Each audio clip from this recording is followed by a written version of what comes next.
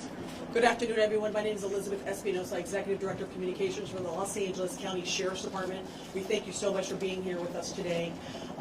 In the order of speakers that we will have today will be LA County Fire Chief Darrell Osby, and then we will have LA County Sheriff Alex Villanueva come to the podium. Thank you.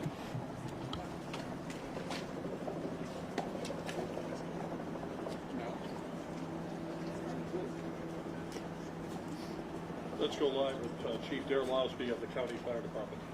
Good afternoon. My name is Darrell Osby, and I'm the Fire Chief of the Los Angeles County Fire Department. I want to thank you for coming here to today's briefing of the Willow incident.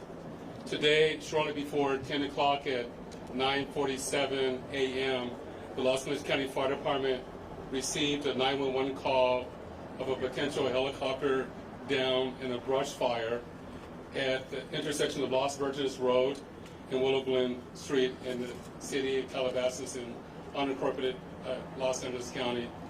Upon arrival, our firefighters discovered approximately a quarter-acre brush fire that resulted from a crash on the hillside. The Los Angeles County Fire Department initial response was 15 pieces of apparatus and 56 personnel that consisted of paramedics, engine company, heavy rescue, truck company, hand crews, and aircraft, and a chief officer to oversee the incident. Upon arrival during the incident, and upon arrival of the Sheriff's Department, our two respective departments entered into unified command to handle this incident. Our firefighters on scene indicated that there was a debris field in steep terrain with a quarter-acre brush fire that was occurring at the time.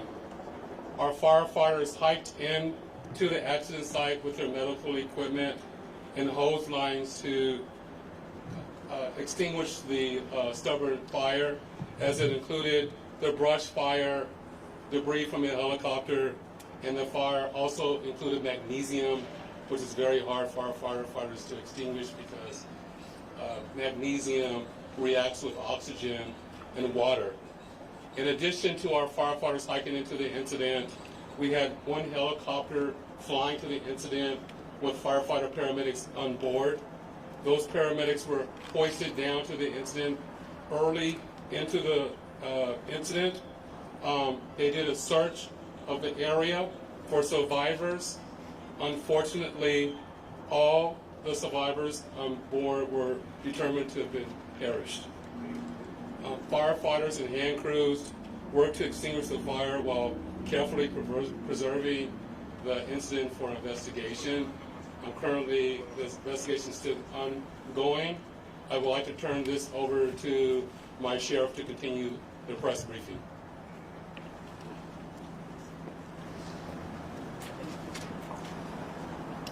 Thank you, Chief Osby.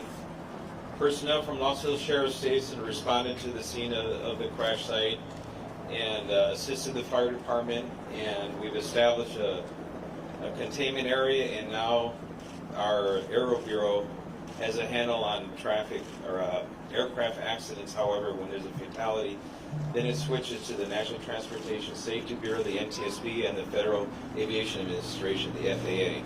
The FAA is already on scene and assisting.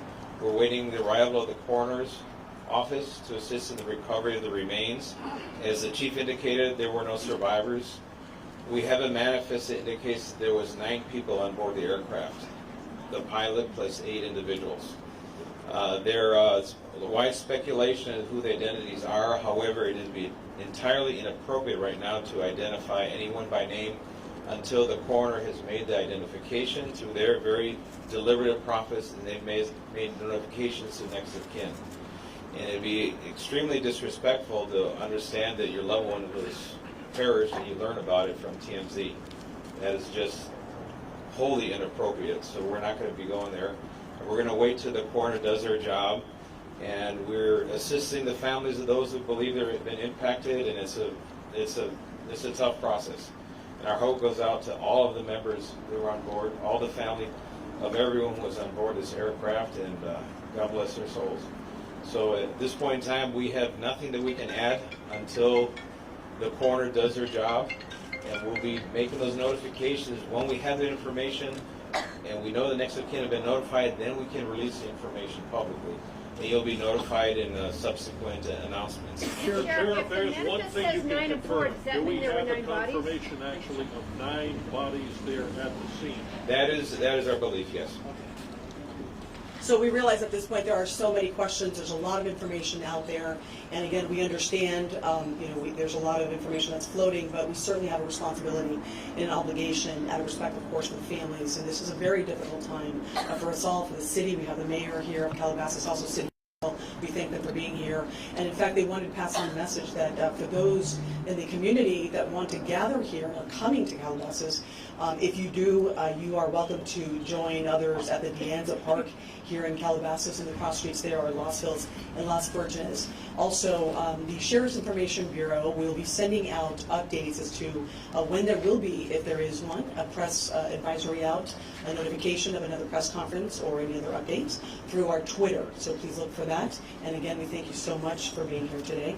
And again, thank you for your time. Elizabeth, Sheriff, please. Sheriff, Sheriff, we have more. Sheriff, just a Can you question talk quickly about on if it's mechanical sealing off the failure or area. weather? We know the NTSB has to be there to do that thing. Is the public going to be able to get anywhere nearby, or is a stretch of Las Virgenes going to be shut down for an indeterminate period of time? It remains shut down. Is it How really big of an area? Any idea? Enough to keep it. Can you confirm there was heavy fog in the area?